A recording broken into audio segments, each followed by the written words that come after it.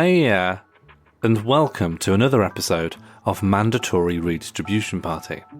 On today's ep, we're joined by the comedian Josie Long. Josie has always been a huge inspiration to me as someone who does comedy that is political, hopeful, and celebratory. In this interview, we talk about class representation within the arts, Arts Emergency, the charity which she co-founded in 2011, and her experiences as an avowed socialist comedian entering the world of televised comedy. When I was at uni, I would have said that I was left-wing and said loads of stuff, but I didn't really do much. I went on the anti-war march, but I didn't really do much. I was like busy having fun and thinking about how to become a comedian and just hanging out, and I just didn't really think. I just was not that political, even though I would have said very clearly that I was political. And then again, when I got to London after uni, and I mean, everyone was just a bit, not everyone, lots of people were doing really good activism, but I'd be like a fan of Mark Thomas.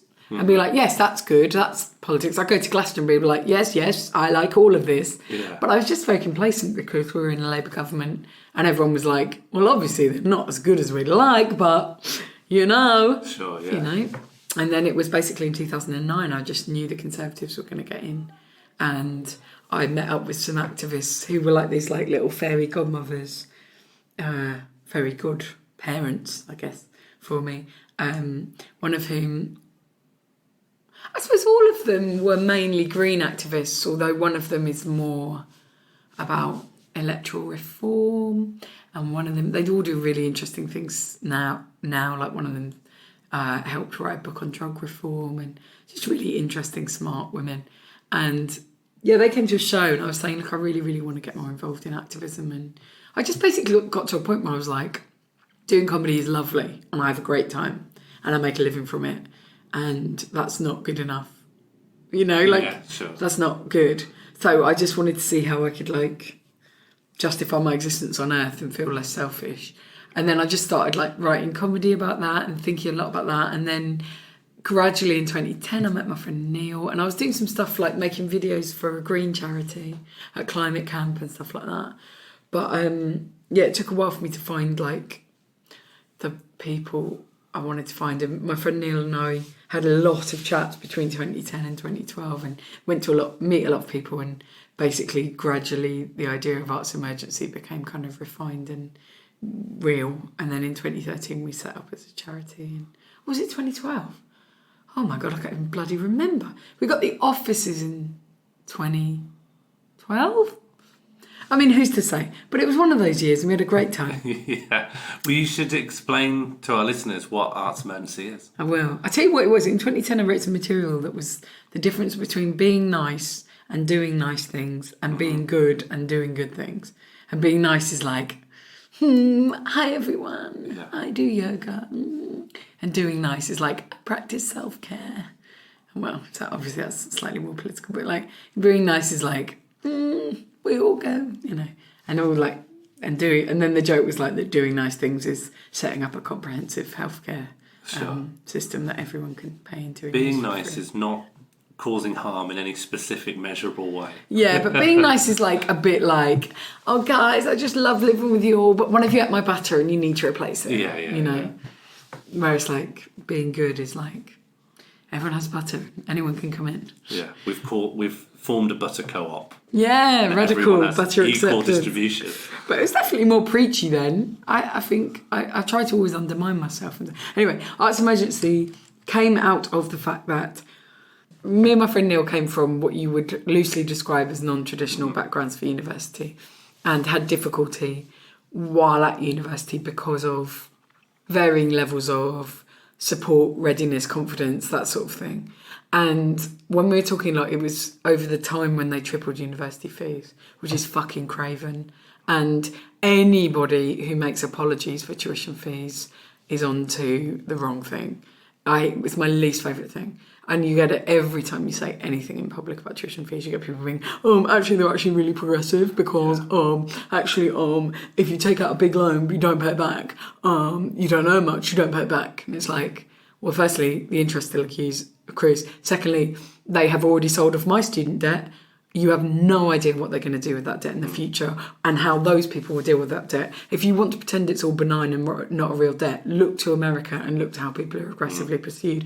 Oh my fucking God. But on top of that, it's not progressive that people earning the least have these big accruing debts, which are still going to be taken from them at lower and lower thresholds over and over again. But also, like, at a very simple level, all my rich friends from Oxford University left uni with no debt because they took out no loans, or took out loans, invested them and made a profit. And all of the poorest people I know from university left with a massive debt. That's not progressive. Not to mention the fact that it's not a long-term plan. There's black holes in funding. It leads to the marketisation of subjects. It leads to like absolute kind of degradation of thought and intellectual ambition and creative ambition. All that shit. So I was furious. And initially we were like, why don't we? And there's a bit in the office where Michael Scott promises to pay 10 kids tuition for university, and then he completely lets them down and just sort of runs away. And I remember watching it being like, we could pay someone's tuition. We could set up a fund to pay 10 people's tuition a year. And then basically we talked and realised that raising about 200 grand a year is a mercenary thing. And that's not really possible for a start-up charity. Sure, it's very ambitious. Because what we'd need would be 200 grand a year income on top of another 100 grand a year for like, they want you to have reserves. And then if we had staff members, we'd suddenly need to instantly be raising £500,000 a year or something, there's no fucking way. And so we just started thinking like, well, why do we want to do this? What's going on? And it was because we couldn't bear the fact there were so many barriers. You know, when I was at university, I felt so cast adrift and so uncertain and underconfident. And all I'd wanted was support in certain ways that I didn't get. And then on top of that, Neil was pushed into pursuing like law, even though he's a creative person, because his parents hadn't been to university and they were like, if you're going to go to university, you've got to do a proper job. And you know, obviously, the children of the rich are not pressured in the same way necessarily. Yeah. They can do classics or it's because whatever. their parents know they'll land on their feet, so it's not that much of a fear if they... Yeah, and also, I mean, once I was in first class, courtesy of Channel 4, going up to film a TV gig, and there was a guy on my train who talked to me at length without my invitation, and he worked for like Accenture or something. And I remember, because I knew that the people that his company, maybe it wasn't Accenture, but it was people that are partly responsible for the detention camps on Manus Island. Wow. And it was really weird because I knew that and we were sort of skirting around it, and I was a bit like, how can you sleep at night? You know? And he said about his children, I really remember it, he was like, yeah, I don't want them to be squares like me, I want them to be poets and flâneurs. And it's like, that to me is like, oh, and then he spent this whole time saying, you don't know what it's like. People on council estates don't want to work. And I know there's a whole underclass of people who don't want to work, all this shit. And I was thinking, well, firstly, you don't know where I'm from. And secondly, how fucking dare you? And thirdly, you've literally just told me you want your children to be lazy. And it's like the combined thinking of that. It's like, of course the arts don't matter, we shouldn't fund the arts, but I want my children to go to private school where they'll play instruments and do the arts, and I want them to study the arts so that they can get all of that enjoyment and pleasure from their lives. And then, of course, they can make shit tons of money, and then when they're 35, they can have a crisis, quit that, and pursue their own fun, arty careers. And it's like, grim. Anyway, so we decided that if we ran something that did mentoring, but not mentoring the way that most people do it, which is like tick box boring bullshit that doesn't change people's lives, we wanted to create a kind of proxy familial situation where we could get people who are in the industry to come in and 10 years after they've left uni, give support to 16-year-olds that they needed but didn't get. And to create relationships that last for a year, 2 year, 3 year, 4 year, 5 years. And so that once somebody's in, they're a part of like the network and they're a part of the family of the organisation, and they are allowed to use our network of people, keep in touch with people, form bonds that aren't just like tick box arm's length things. And the good thing about that is it's powered by enthusiasm, not by the need to raise money. And so what's good too is it's not really focusing on money, it's focusing on other things that are more important. and it's focusing on kind of the arts and sort of emphasising how much that things are passion projects and heart projects, and how much it's about kind of life force and enthusiasm, shit like that. But as a result, it's really caught fire and kind of taken root, because like everyone's got enthusiasm. So many people are crying out to do things. And what I found is when you find a good idea, you realise that there's hundreds of people who are like, oh, thank fuck, now I've got something I can join in with. Yeah. Or now I've got something I can give £5 a month to. And it's funded basically by crowdfunding. We get the odd major donation. I once won 25 grand on a quiz show. So that's basically how we do it. Yeah. And it's good fun. I don't really do much anymore. I'm just kind of vaguely involved because we have about 6 or 7 members of staff now. Mm-hmm. It's a real deal. And it's supported, it's gone from 10 people to something like 800 students being supported, and one college to, I don't even know how many, but so many around London and around the country as well. Yeah. And it's our goal to become nationwide. And it's just really, really good. Like, we had a really wonderful thing, which is 2 years ago we met this student. And when we first met them, they were like, I don't think uni's for me. I don't know what to do. They hadn't really heard of theatre. And they just got a place to study at Cambridge. And I'm like, Wow. Because it's very conflicting. Like, with these institutions that are traditionally conservative and traditional, like, bastions of privilege, some people are like, fuck them, don't go near them, fuck them all.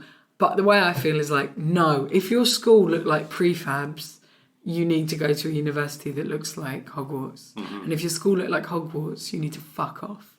I don't really mean that. But if your school looks like Hogwarts, you don't need to go to Oxford or Cambridge or Durham. You've had all that stuff. Because I'm a little bit like, infiltrate the institutions and change the institutions. But that's a very long-winded way of talking about it, but it's brilliant. We have a network of a couple of thousand people in the arts and humanities who just provide time and expertise. We have done work experience with artists and production companies, and it's just fucking great. I love it. And I think it's a way to gradually change culture in the absence of anything coming from above. Also, because the major effort is to reduce, not increase inequality. Mm-hmm. And the government has increased inequality and, put strains on the education system and taken art and humanities as much as they can off of the curriculum. So, the problem is you need people who understand what it means to be poor, and you need people who understand what it means to come from a background where you have been told you cannot do what you want, and you've been told you cannot have certain types of career. And of course none of those people understand or care or are willing to understand or care. So it's very frustrating. And it compounds itself as well, because these people can't see art made by people in those positions. They can never be presented with media that will help them empathise with it as well. Yeah. So it entrenches itself once it gets and the more art is made by people who went to the same few schools, and the more even actors only come from a smaller background, the worse it is. So there's a really cool project called the Open Doors Project, which helps finance people from low income backgrounds to go to drama school auditions. And then I think and hope it helps kind of give them support to find funding, because that's a nightmare. But just if auditions cost you like 25 quid a go, or more than that, I'm not up to date, but if you live in Sheffield and you don't have any money and you're auditioning at Lambda and it costs you X amount to register, and then who's paying your train fare and who's getting you a lunch when you're down there, all that sort of thing. Obviously bring a packed lunch. All right, fine, whatever. But you see what I'm trying to say. Yeah. And it's a guy called David Memeni who started that up, an actor. It's really cool. There are a few initiatives, and it's building. But it's the same with the Fringe. There's this thing called Fringe of Colour, and the woman who set it up, a friend of mine was telling me that basically she couldn't keep up with the demand and the level of people who wanted to participate.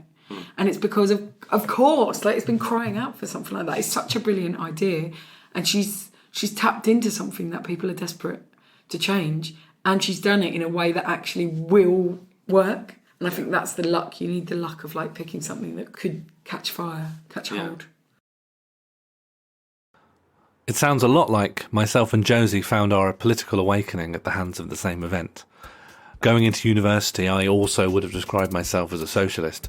But for me, it was almost like a hereditary title, a floating signifier. My actual personal politics were loose, ill-defined, and untethered from any genuine understanding.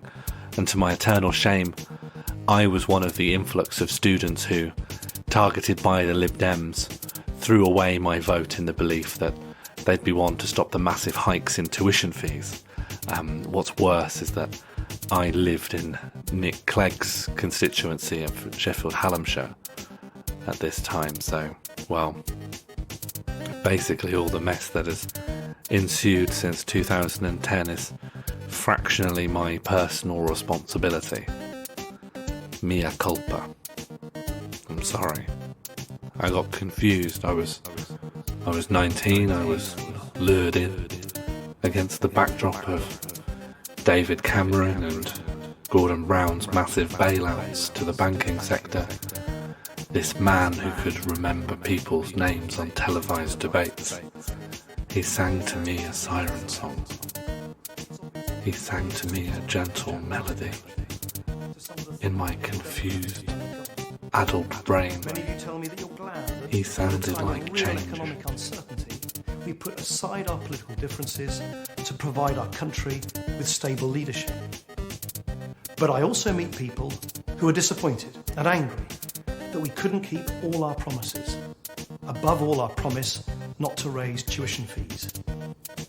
And to those people, I say this.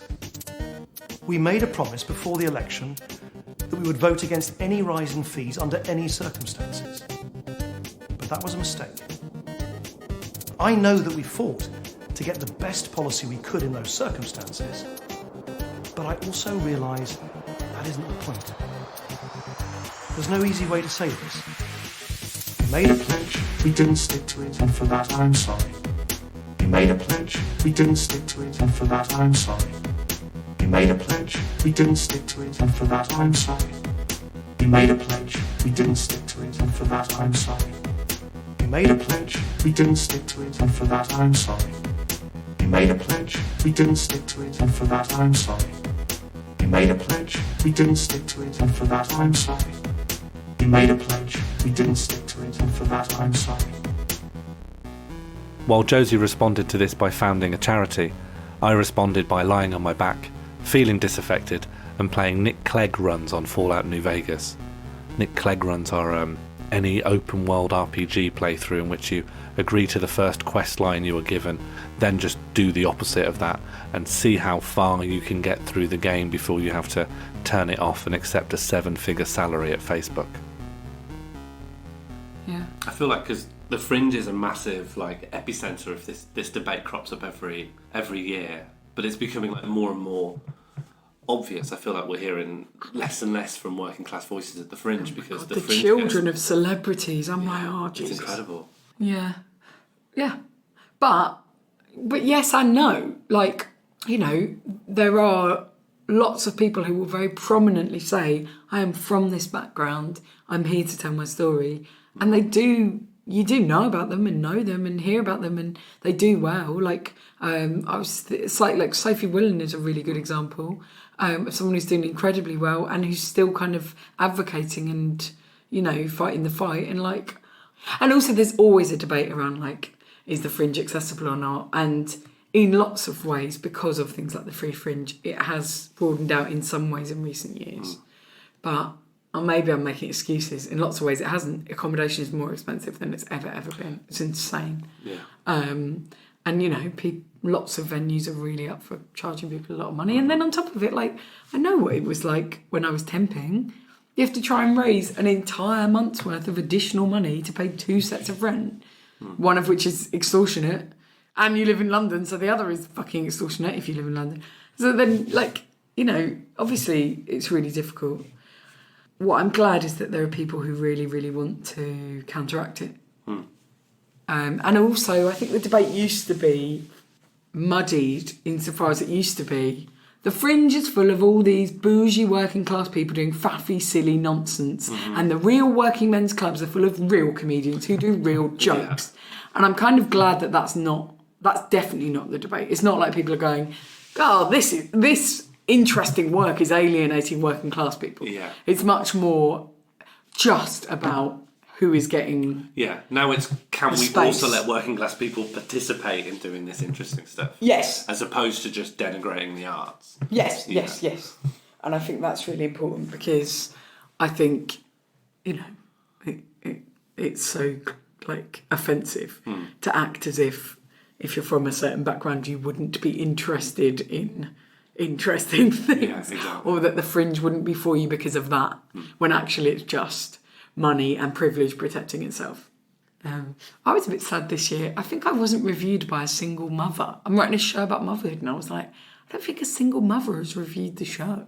And like one of the people who reviewed it is this guy who's always thought I was shit anyway, but like in his review he was like, naughty men getting told off. And I was like, that is the opposite of what my show is like. And I feel like there's no fucking way that a mother would have read it that way. And so it's like, not even just that people come from a certain background, it's that like there's not people who've had certain experiences doing stuff. There's the representation element, but representation will also affect the political makeup of the arts as well. Like the old... The worst lie in the world is that all comedians are this really lefty monolith. Because, like... That feels like, if it ever was true, it feels like it's less true than ever. Oh my God. Yeah. Look at the reactions to Corbyn since 2015. Yeah. How is that possibly... Like, Corbyn proposing the mildest social democracy, like the most, like... Really not that radical stuff that would hopefully just help turn us slightly away from the furnace. This is like milquetoast social democracy. Yeah, please, guys. We're just begging that people can have basic fucking rights. And, the amount of people who, are still... The problem we have is that our media is statistically the most right-wing in all of Europe, and that it is much easier for them to sell the narrative that everything is biased towards the left, because then it aids them to push things further to the right. But it's really, really ridiculous. I don't see people saying anything really radically left-wing on any shows at all. You've got a few people trying really hard to stick their necks out and say, vote Labour in 2017. That's about as far as you got. And I feel like the landscape is such that there are loads of comics who probably would self-define as socialist, but the actual content of their act, in order to not lose out on audience, it hedges a little bit towards that kind of "have I got news for you" style centrism, where it's a vague leftist is just criticising the Conservative Party, but not really ever saying like, let's and therefore nationalise. Yeah, it's never... And also putting the boot in Corbyn whenever they can, following the most obvious like media lines about Brexit with like, he's done fuck all. And it's like, well, he's not. It's just boring and complicated and it's been lasting for 3 years and none of us can keep up with it. He's not. He's not done nothing. He's not done what you wanted immediately. But unfortunately, what you wanted immediately is electoral suicide, because look at every other party that did what you wanted. Oh, my least favourite thing in the world is people saying to me like, the most incompetent Tory government in 100 years and Labour can't beat them. And I'm like, okay, Change UK did exactly what you wanted and they poll at 0%. Why didn't your guys do well? Tell me. Because those are exactly the guys that you are talking about. Tell me why aren't they?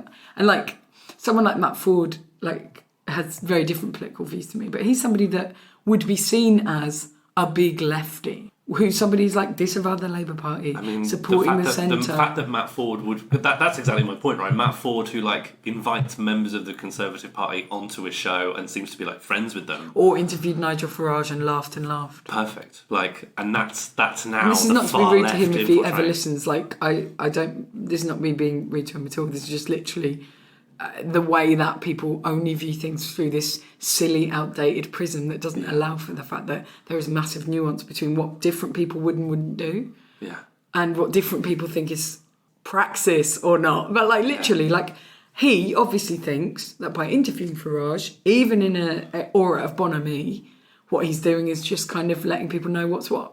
For me personally, I couldn't do that. But that's a traditional centrist position of like let's destroy fascism with debate. Yeah.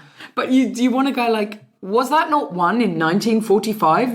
When are we allowed to say it's won? Why does it have to be rehashed every year? It seems that question's still open again. Strange. Yes, and it seems that by putting people onto television, you might be continually opening the question. The thing that scares me, and this is nothing to do with Matt Ford, who is from a really, like, working class background and isn't somebody from privilege, but, like, I think a lot about how, for some people and some comedians from a lot of privilege, politics is never personal.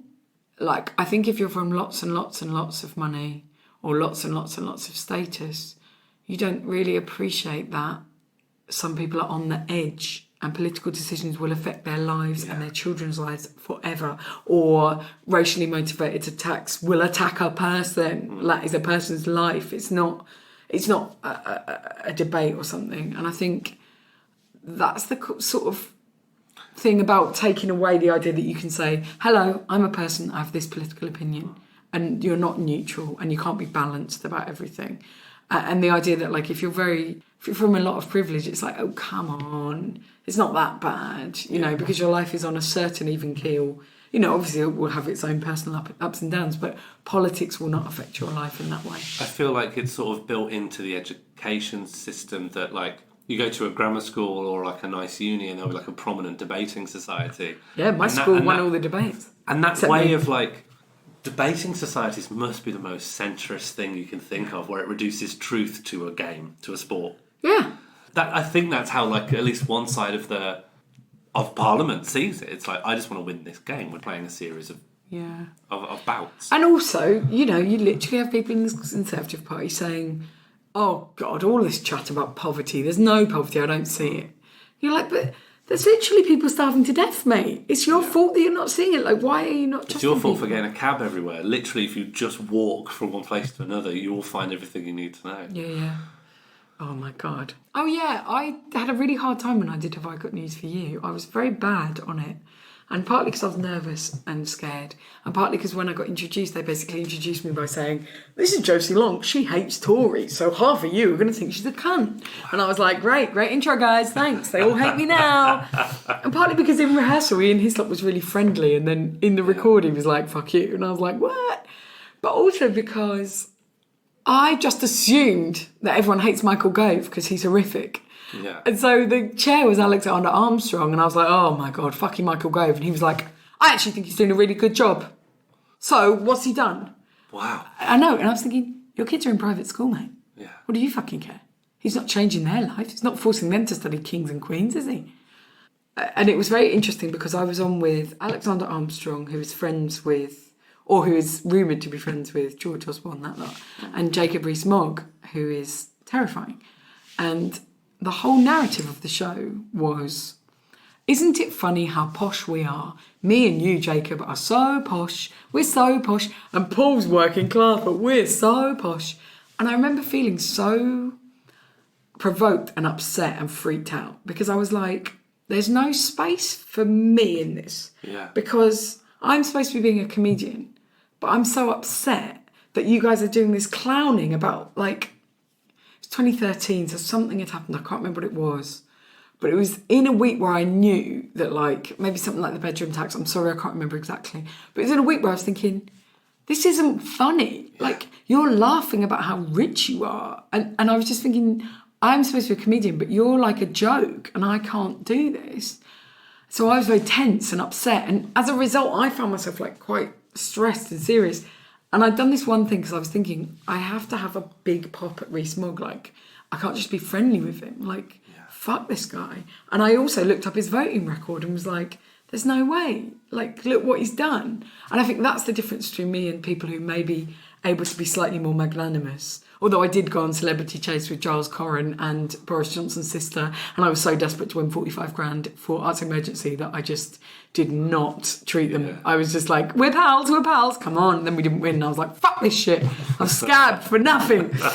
But I really wanted Arts Emergency. It must be the worst scab. Yes! I wanted Arts Emergency to win 45 grand, and I kept thinking, just think of the money. But anyway, so yeah, there was a bit where I, as a joke, it was like, who's the odd one out? Is it Basil Brush, Stevie Nicks, Jacob Rees-Mogg. And I went, well, we know that Jacob Rees-Mogg voted against equal marriage, and we know that he voted for the bedroom tax. And I just listed all these horrific things he voted for. So, you know, we've got to see whether Basil Brush hates gay people and hates this, that, the other. And I think it must have even got cut out. But Jacob Rees-Mogg, straight away, yes, I sometimes vote with the government. What's your problem? So defensive, so mean. And I was like, yeah, that's you. Yeah, that's the real you. Yeah, you're not friendly. But do you remember if that made the edit or? I didn't watch it because I couldn't bear it because I did so badly. It finished, I ran off, I cried and cried in the dressing room and I ran home. I found it so difficult. And I was really gutted because I loved the show and I wanted to do better and be better, but it just wasn't something that at that time I could handle. Against you, like you were, if anything, there to and charitably to provide charitably to be providing balance, cynically to be provoked by it and cause. Yeah. Like. And I remember there was a real thing where a couple of other female comedians have told me that their introductions were horrifically bad, as if deliberately, like, designed to undermine. There's always been like a boys' club criticism put at almost all the panel shows. Are just yeah. Although I think like I'm really glad that some shows have really worked hard to change that, and also like I haven't really seen much of them because I haven't seen anything. The only thing I watch is Stafflet's Flats over and over again. It's great. I love it so much. It's so good. If I were now going into things that I did when I was 24, 25, I would enjoy them. But when I was a kid, I just used to spend the whole time trying not to cry because I was just like, I can't cope with this. This is so scary. And the crowd hates me because I'm some random woman who no one knows. And, you know, everyone else is so confident. And it was really, intense. Sort of fuck up good opportunities through terror. But it's interesting. And that's the other thing, like, I did a panel with Nish for Arts Emergency, and he made the point that since they've added more female representation on TV shows, there's a whole new generation of female comedians. And it's exponential. There's so many more than there were. And they're all fucking wonderful. And they're all so different from each other. And it's because when they were younger, they were watching women on TV and enjoying themselves.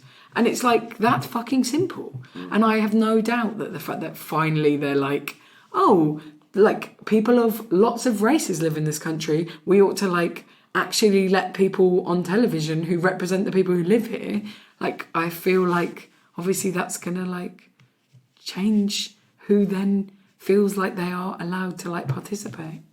This is where I fucking hate when people assume that comedy and entertainment is left-wing. Yeah. Because I think for a lot of people, or for some people who started out or have become very privileged in show business, what being left-wing is reduced to is being nice and seeming nice. Yeah. But being nice and seeming nice is really not challenging the status quo. And so, you know, I keep thinking about Caitlin Moran writing an article the week or two before the election, slagging off Jeremy Corbyn and saying I've made a terrible mistake supporting Labour, and how awful that was and how wrong-headed it was, and how I just kept thinking, like, for her, she's thinking, oh, I'm going to be socially embarrassed by this. I need to distance myself from... Yeah, but she's not thinking, we are having an election where the options are a Labour government or a Tory government. And if before the election I put all my energy into supporting a Labour government, we might get rid of the Tory government. And those are the only two eventualities that there are choices between. And if I undermine the Labour chances, I will help the Tory government in an election setting. But I've just never forgotten it because I've always thought, politics is reduced to this kind of ultra remain, you know, we're nice, we're left wing, but also fuck you and fuck Corbyn and blah, blah, blah. You know, and like it sort of takes all the like ideology and history and importance and struggle out of it and just makes it become like, of course I'm a lefty, I'm lovely. I mean, I'm a landlord, but I'm a lefty, you know. I mean, obviously that's going too far. She wrote another piece that was, I'd love to have free tuition fees, but it's just not practical. Yeah. And it was like, no, it's not about whether or not you're nice. And it's not even about whether or not you're good or perfect. Like, nobody's any of those things. It's just about, like, continually trying and continually trying to, like, be useful and, like, be a part of the fucking struggle. And... I don't know.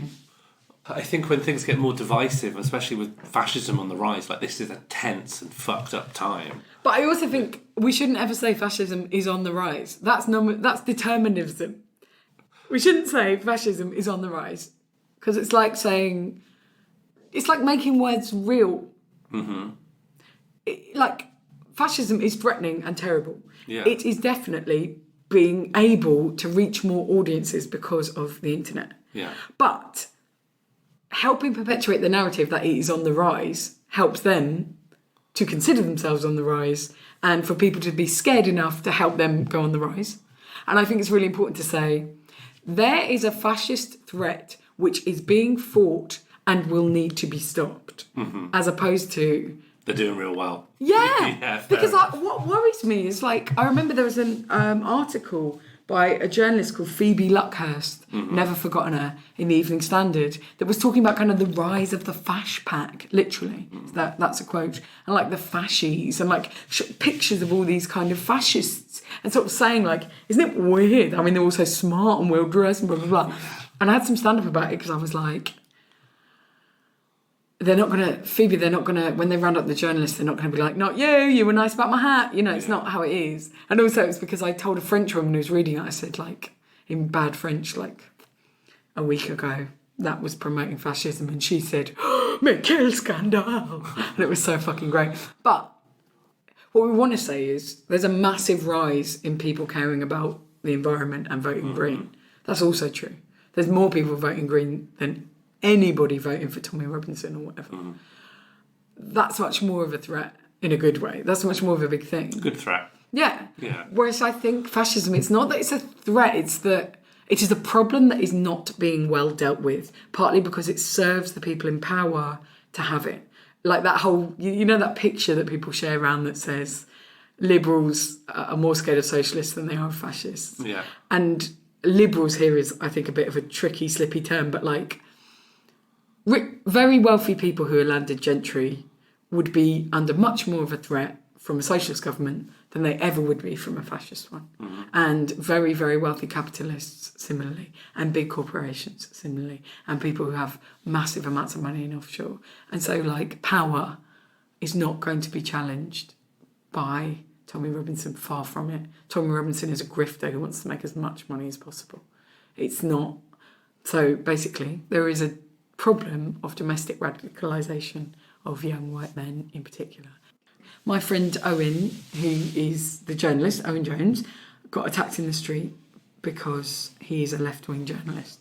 He's not even advocating for landlords to be imprisoned, you know? He's not even advocating for moderate stuff like that. He's advocating for very gentle stuff, like people should have healthcare that's reliable. People should have houses that are a decent enough place to live. And he's become a target for the far right. That's fucking terrifying. But I found that in my response, I got really upset and I was like, I made a fucking video saying this was a threat and I got so much harassment. And I had to delete it because I was like, firstly, it's not about me. Secondly, this is like one attack too many, but this isn't the first person to be attacked. Like, the far right are fucking racist. People of colour are being like obvious. So this is all so fucking obvious, but you sort of don't realise that you're like in this little niche where you're like, oh my God, like, my friend has been hurt. This is the first thing that's ever happened. It's like, no fucking way. Like, these people are like monstrous, obviously, and we've all like been fighting against them for a long time. But like, I think it's really important to sort of... It's important to fight them. Yeah, you've got to fight it them. Is, but also not to assume that they're like, that it's new or sudden. Yeah. And not to assume that there aren't people who've been out there for like literally all of their 45 years on Earth, having to struggle against them and having to live the reality that they're a fucking target of these cunts who, like, you know.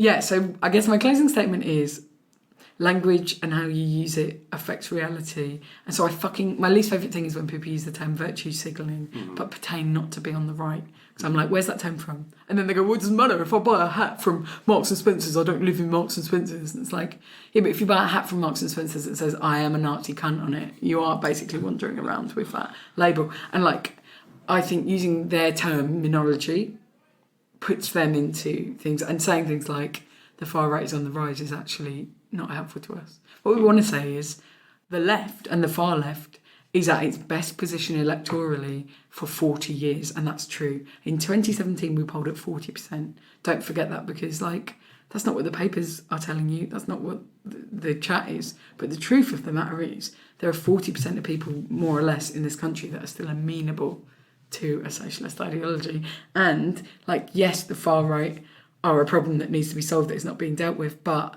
we have more tools than ever to try, and at least people are getting wise to what they have been doing and how they connect with seemingly less far political things.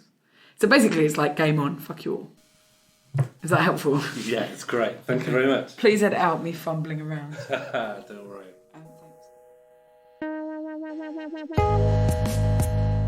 Mandatory Redistribution Party was created and produced by Sean Morley and Jack Evans.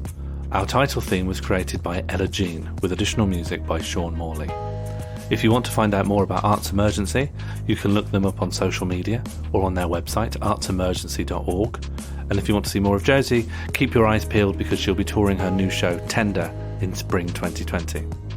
If you enjoyed the episode and want to take some of your vital energy, pluck it from your chest and place it in the core of our vast and mighty engine, then you could do so in the form of subscribing, writing a kind-hearted review on iTunes, or telling a cherished friend about us. Thank you. Please enjoy your life.